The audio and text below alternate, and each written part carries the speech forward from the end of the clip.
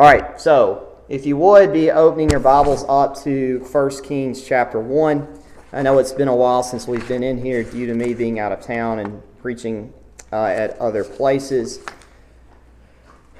We remember that 1 Kings chapter 1 begins with the fact that David, at this point in time, is old. He is very old, at the point where he is on the verge of dying.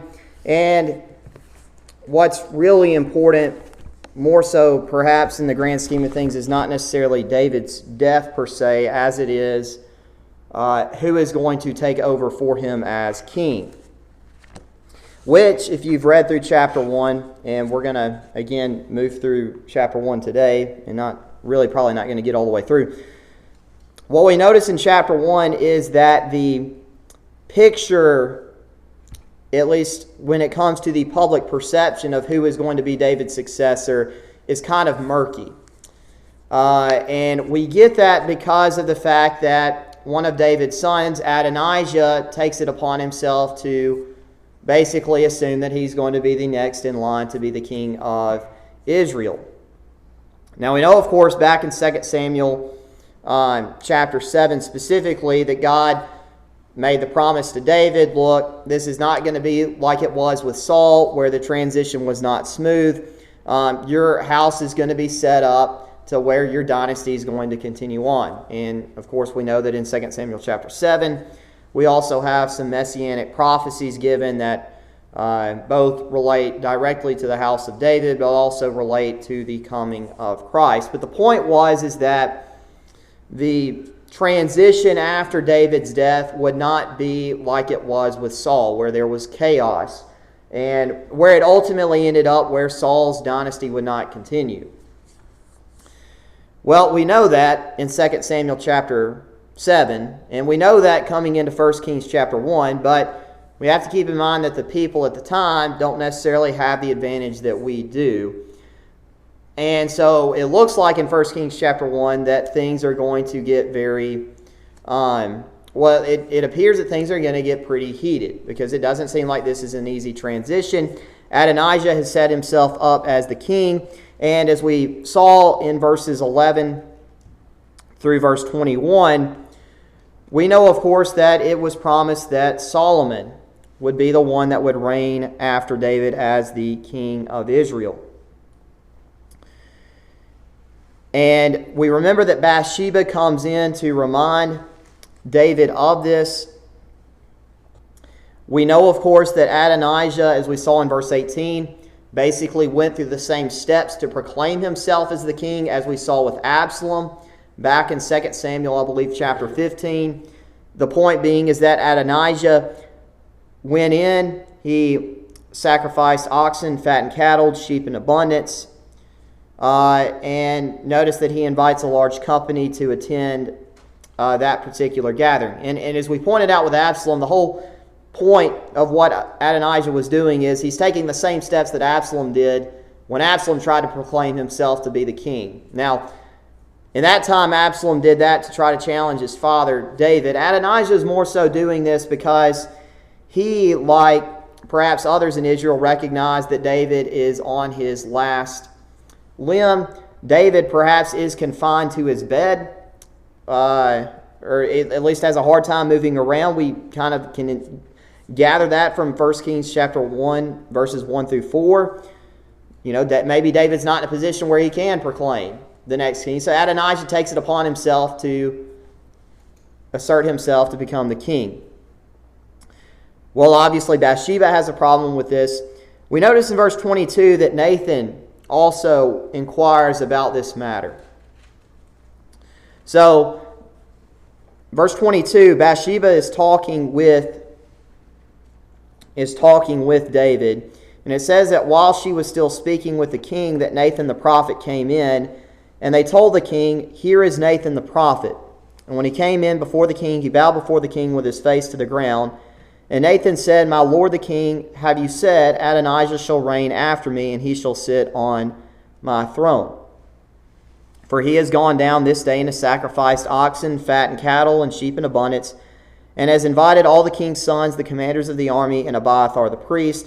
And behold, they are eating and drinking before him, and saying, Long live King Adonijah. All right, so it's not just Bathsheba that's concerned about this. Nathan the prophet is also concerned about this as well. Now, one thing that we have to keep in mind is that when it comes to how the succession, how we transition from one king to the other, this is a little bit of a different scenario than it has been in 1st and 2nd Samuel in terms of how we transition from one king to the next. In particular, there's one person that is not present here that was present at the other two transitionings, going from the period of the judges to Saul and then going from Saul to David. There's a key figure that is not here. And who is that figure? Samuel, right? We know that in the case of Saul, right, people told Samuel, we want a king. Samuel, it's up to you to go find us a king. And obviously, God's had a hand in that as well. We know that.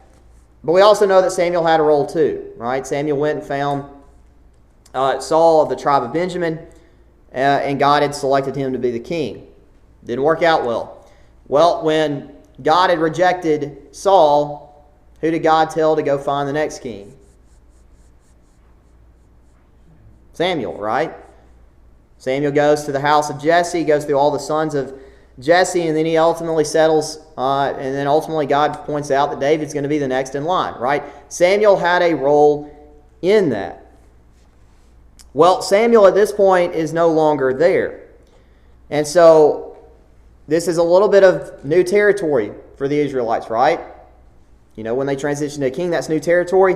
When it comes to this scenario, right, Samuel's not there anymore. So this transition perhaps is not as clear as what we would assume, because this is a little bit of a unique situation at this point in Israel's history. Samuel's no longer there. He's already died at this point. And so perhaps this is some of the source of the confusion. So Nathan goes in and inquires of the king. Now, we know, of course, that Nathan is a prophet. We know of Nathan's role when it came to David's prior sin with Bathsheba. We know that Nathan's a very close advisor of David. And notice that Nathan is a bit perplexed about this situation. He's a close advisor to David, and when he gains wind of Adonijah proclaiming himself as king, Nathan almost, we gather from this that Nathan kind of feels like he's out of the loop here. Because he goes to David and asks, David, is this what you had in mind? Again, that was verse 24. He goes in and bows before the king. Again, he asks, have you said Adonijah shall reign after me, and he shall sit on my throne? Now, what that indicates to us is that Nathan at this point may not have recognized that Solomon was going to be the next king. Or perhaps it does based on verse 26. But there is a genuine question here that Nathan asks that feels as though that he is left out of the loop. And it's a potential problem. Because, if you're thinking about this specific scenario here, and in my opinion, what we naturally feel or what we naturally think if we read through 1st and 2nd Samuel and we read this passage in 1 Kings, if we were to stop at this point, we would feel like Adonijah is trying to replicate what Absalom did. Because he's going through the exact same process that Absalom did to try to turn Israel against David. And in this particular passage, perhaps that's really what Nathan is concerned with. David, if you have specifically said this is how it's going to work, well, that's fine. Nathan expected to be kept in the loop on it. Well, he's not. And so Nathan likewise would then be concerned that what Adonijah is doing here is potentially turning the people against David. Notice that the king's sons are invited, the commanders of the army. We've talked about the importance of, as with Absalom, the king tries to, or if a person tries to assert himself as the king over the king, he needs the support of the military behind him. It's what Adonijah does, inviting them to this feast. Notice that, behold, they are eating and drinking before him and saying, Long live King Adonijah. And we have heard probably that statement before. It's a statement that in various ways has been used down really through several centuries. But obviously that statement is a reference to the people wishing for longevity, a prosperous reign for the king that they want. And in this case it is Adonijah. So if they're saying long live King Adonijah, what they're saying is we are putting our support behind King Adonijah. If you're familiar with Great Britain, the United Kingdom, right, the national anthem, I guess it's of Great Britain maybe, or maybe just England, but the national anthem of England at least is God Save the Queen. Carries the same idea, where the idea is that you're proclaiming your support behind the king or queen. And that's the ultimate point here. Right? You've got a large group of people that at this point that are recognizing Adonijah as their king. Nathan wants to know, is this exactly what you had in mind, David? Because we know that David is very old at this point, and Nathan wants to double check to make sure this is what's supposed to happen. Now notice that in verse 26, Nathan does point out perhaps a little bit of something that he does find suspicious here. Points out that me, your servant, Zadok the priest, and Benaiah the son of Jehoiada, and your servant Solomon he is not invited. Has this thing brought about by my lord the king, and you have not told your servants who should sit on the throne of my lord the king after him? Now, that is an interesting point for Nathan to consider, because Zadok the priest, Benaiah the son of Jehoiada, and Nathan the prophet, all three of these individuals at various points have been very loyal to David.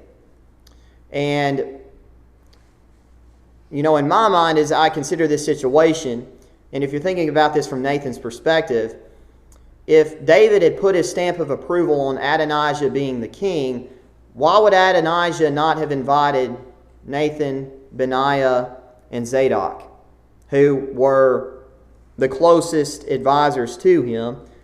And if they're the closest advisors to David, they would have obviously agreed with what David said. To me, that would raise a red flag.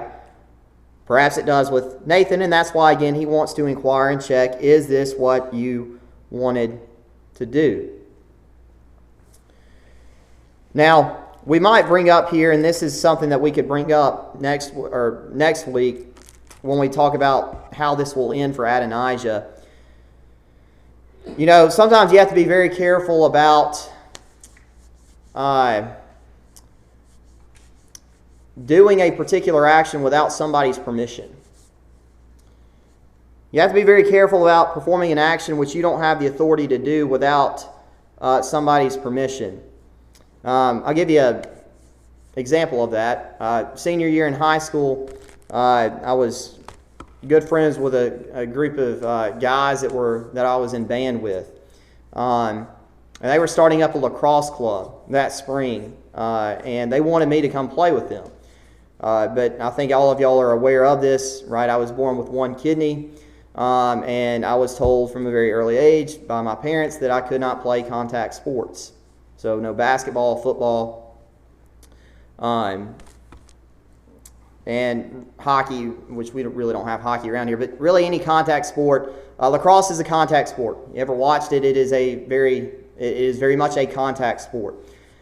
Well, I felt, because I was 17 years old at the time, that I was old enough to make my own decisions. So I decided and I told them, yes, I'm going to play lacrosse because that's what I want to do.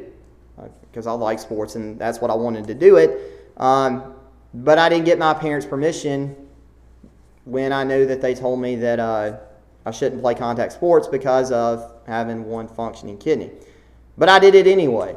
And ultimately, Dad and Mom tell you, and y'all may know, that they let me play. And I did play. Of course, the joke was on me because we never won a game. So it didn't really pay off for me in the long run. But I at least get to tell people that I played lacrosse.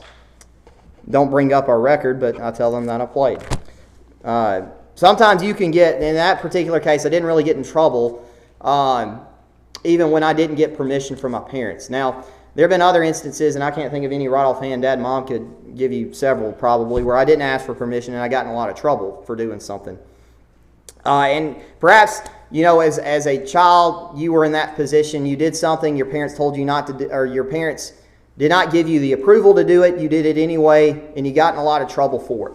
Well, that's going to happen to Adonijah. Sometimes when we do things without permission, we can get into a lot of trouble. If we apply that in a spiritual sense, when we look at what the Bible is, and we look at what the Bible, and specifically what the New Testament is, and a lot of it being a pattern for what the church should do, how it should go about worship, how it should carry out its benevolent work, and basically it's a standard of Christian living. When we look at what is given to us in the New Testament, we are given a blueprint of what the permission is for us to do. Right? We follow what the New Testament says. That is us acting on the permission that God has given us. When we don't act on that permission, that's where we get into trouble. Whether that's division, whether that's falling into sin, because we stumble into sin, that can be taken in a number of ways. Point is, the Bible in part is God specifically giving us what we should and should not do. It's what we might say is God's permission, much like how a parent gives a child permission. Well, Adonijah did not have the permission to be the king. It's not going to bode well for him when you get to the end of the chapter. But nevertheless, this is a problem. This is a problem that David does have to address. That's why in verse 28, David's going to do something about it. Verse 28, King David answered and said, "Call Bathsheba to me." So she came into the king's presence and stood before the king. And the king swore, saying, "As the Lord lives, who has redeemed my soul out of every adversity, as I swore to you by the Lord, the God of Israel, saying, Solomon your son shall reign after me, and he shall sit on my throne in my place. Even so will I do this day." And then Bathsheba bowed with her face to the ground and paid homage to the king and said, "May my lord King David live forever." And King David said, "Call to me Zadok the priest, Nathan the prophet, and Benaiah the son of Jehoiada." So they came before the king, and the king said to them, "Take with you the servants of your lord, and have Solomon my son ride on my own mule, and bring him down to Gihon, and let Zadok the priest and Nathan the prophet there anoint him king over Israel. Then blow the trumpet and say, Long live King Solomon. You shall then come up after him, and he shall come and sit on my throne, for he shall be king in my place, and I have appointed him to be ruler over Israel and over Judah." And Benaiah the son of Jehoiada answered the king, "Amen. May the Lord, the God of my lord the king, say so. As the Lord has been with my lord the king, even so may he be with Solomon, and make his throne greater than the throne of my lord King David." All right, so in verse 28, we indicate here that Bathsheba had left when Nathan came in. Bathsheba comes back in. David reaffirms to her that, again, your son will be set up on the throne, and I will make that known today. And of course, again, we see we see a very frequent phrase that's used in 1 and 2 Samuel and the accounts of the Kings and the Chronicles, the phrase "as the Lord lives," which again was a way of showing God's approval, but it was also a way in which David would reaffirm his commitment to that promise. Just as God is faithful in his promises, I'm going to be faithful in this promise that I made to you, that Solomon, your son, will become the king. And Bathsheba then returns with, the respect towards the king, bows her face to the ground, paid homage to the king. And notice again, "May my lord King David live forever." Now, what we could indicate from that is, obviously not that David would live forever, but also there is the indication here too that Bathsheba recognizes that David's house through her is going to continue on. So not just King David, but thinking about, for Bathsheba's perspective, also the lineage of David that would go through her son Solomon. All right, so now David then goes and finds the three companions that were not invited to Adonijah's feast, and they're going to have the responsibility of going and finding Solomon and basically putting him as the king over Israel. Now, there are other parts of 1st and 2nd Kings where the high priest was also involved in the coronation of the next king. That becomes sort of a probably again a reference back to the role of Samuel that's going to become established in this, and naturally there are going to be other people involved here. It's not just David giving this statement, but David also has his supporters, to put their support behind Solomon. All right, so notice that what they go and then do, right? Verse 33. Take David's servants and take Solomon and have him to ride on David's own mule and bring him down to Gihon. Now, we've mentioned this before, but in 1st and 2nd Samuel, from our understanding, the mule was the animal of royalty. Now, when you get to the New Testament times, typically the horse was the symbol of victory, and a lot of times that's why the imagery of the horse is used in the book of Revelation. That was also a Roman idea, right? The horse, Julius Caesar rides in on a horse and into Rome and eventually proclaims himself to become the leader of Rome, right? It's a symbol of royalty. Well, in the Old Testament, the mule, at least in David's time, the mule was the sign of royalty. Remember, that's what, in other instances, David rode on. In this particular case, what's happening here is that if Solomon is riding on David's own mule, which was a sign of royalty, that was a visible way that the people would interpret and know that one way in which David is trying to say Solomon is the next in line to be king, because David has given him the permission to do this. That also explains the significance of when Jesus rides in on a mule into Jerusalem. Because in the Old Testament tradition, the mule was the sign of royalty. And again, that was a lot of times we think about riding on a mule not being a pleasant thing, but in the tradition in Jesus' day, that was the sign of royalty. That was the way in which, going back to the time of David, that's the way in which the king would be. That's how you would know who the king was. That's why, they waved the palm leaves as Jesus came into the city of Jerusalem on a mule. They were recognizing him as king, which is what the people of Israel are supposed to do when they see Solomon going down to Gihon, riding on David's own mule. Verse 34, another important characteristic or another important action that denotes who the king is. Zadok the priest, Nathan the prophet there, anoint him king over Israel, which we know that with Saul and with David, right, with both instances, Samuel anointed both individuals.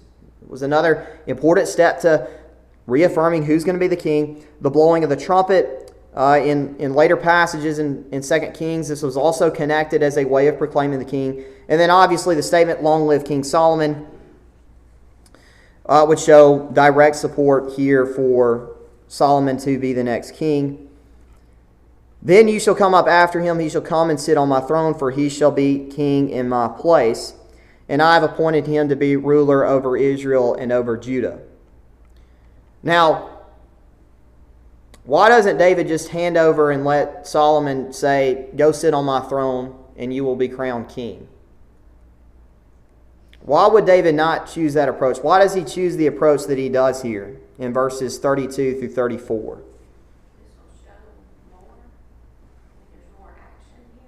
Yeah, this needs to be a public, right? This needs to be public. This is not something that needs to be done in private. That's what David's trying to emphasize here.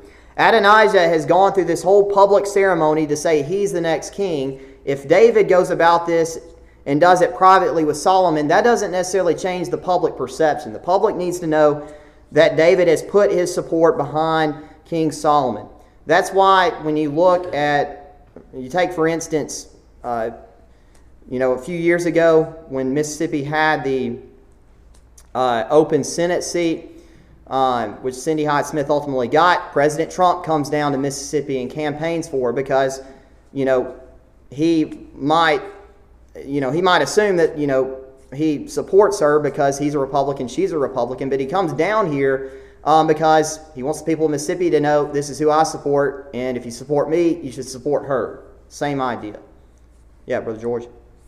It also, to me, shows the distinct pattern that the spiritual leaders are appointed by God, and God's in control, right, not the army. Right. Adonijah invited the leaders of the army into his assembly. Right. But here it shows the approval of God through the prophet, right, and Nathan. Right, absolutely. We still have that today. The army is overseen by the president, who is elected by the people, right, not someone that's usurping the power. Right. So it's fortunate that it don't always hold up that way. Sometimes the influence, but the pattern is still there. Absolutely. And we have to keep in mind that who's the Lord's anointed in this. And David is, unfortunately, like some of us who get old, he's worried about keeping warm.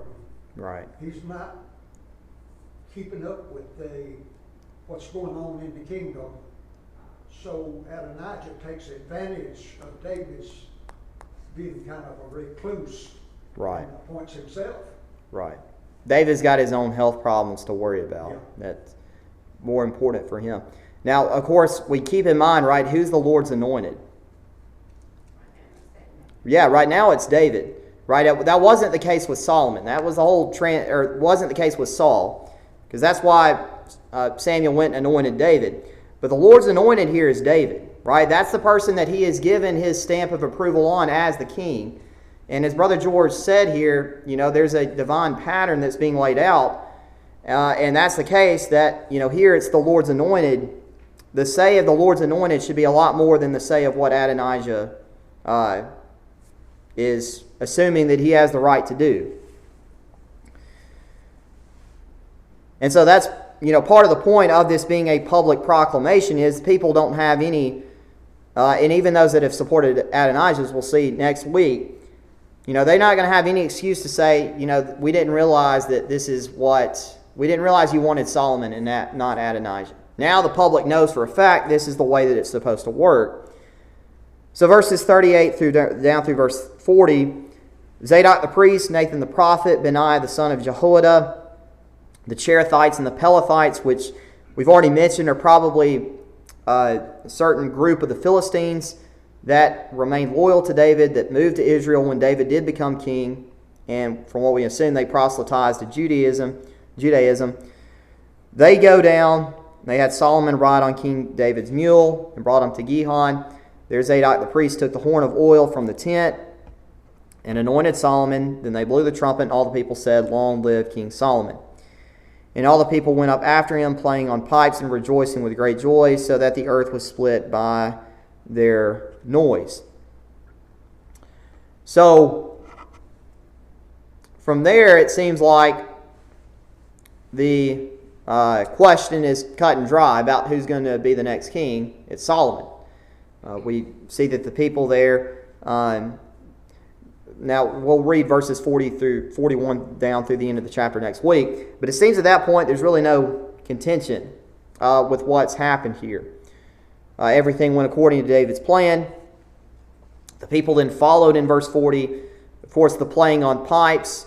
Again, music a lot of times was connected to the idea of some type of positive celebration. Obviously, the coronation of the next king was a positive celebration. It provided stability, consistency as Israel would transition from David to the next king, because they know who the next king is going to be.